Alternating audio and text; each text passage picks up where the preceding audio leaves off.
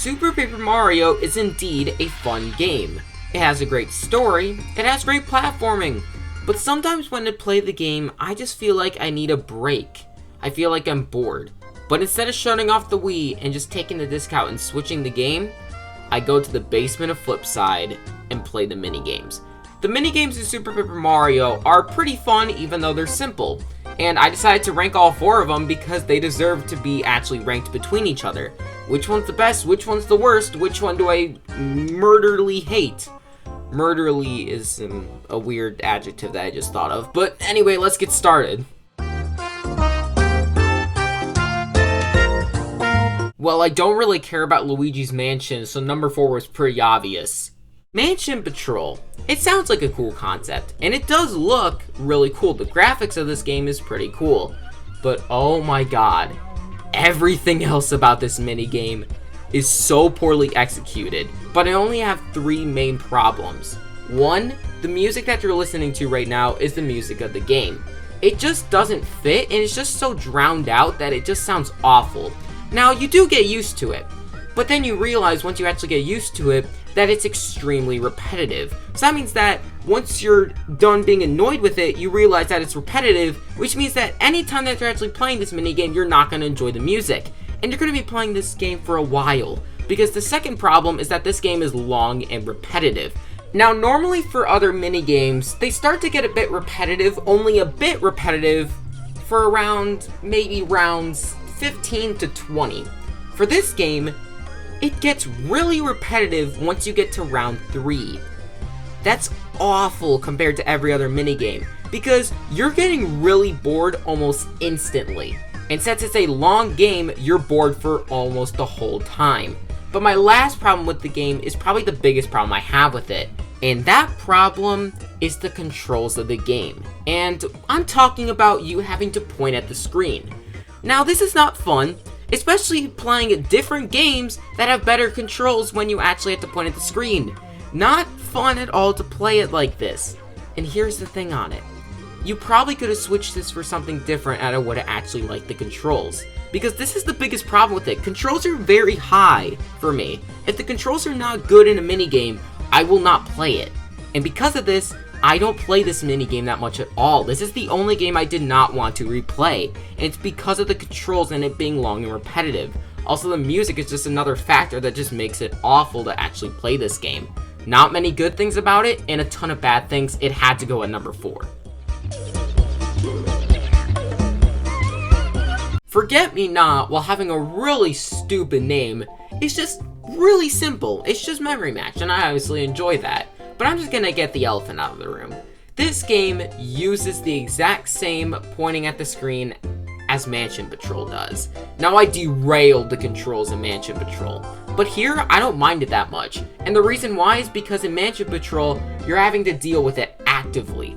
And that might be a bit weird to hear, but what I mean by that is if you misclick with Mansion Patrol and you're trying to target a boob, but then you miss, it actually hurts you because obviously they get closer to you and it makes you harder to actually recover.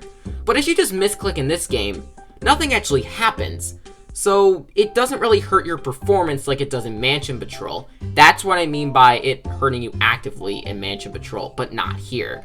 And just simple stuff like me liking the music, I like the sound effects, I like the power-ups, I like the visuals. There's just so many little things about this game that I like, but it's all just in Memory Match, basically. Now, I don't play this game often enough for me to actually put it higher, but I think, again, it's just because I suck at this game. And that's the thing about it. I don't think it's bad, I just think I'm really bad at it. And that's probably why I put it at number 3. It's definitely a good game, though.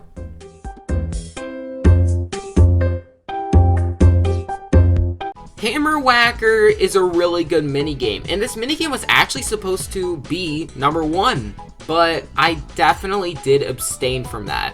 And I think the main reason why is because this game doesn't really have an amazing reason that shoots it to number 1, unlike the number 1 actually does. So because of that, this is now number 2. Hammer Whacker, though, is a really fun minigame, and I think my favorite thing about the minigame is the risk versus reward factor in it. The closer the shell actually gets to you, the more points you actually get. But if you get too close to the shell, then it obviously hits you and you lose a life. So again, that risk versus reward is very cool. I like that. The other thing is that the music and the visuals are awesome. But here's the thing about it. There's nothing else interesting about this game. I could mention that you had to swing down with the remote, which I actually like, but other than that, there's nothing else about this game that's actually interesting. And I do think that for other people, this game will get very uninteresting and repetitive pretty fast.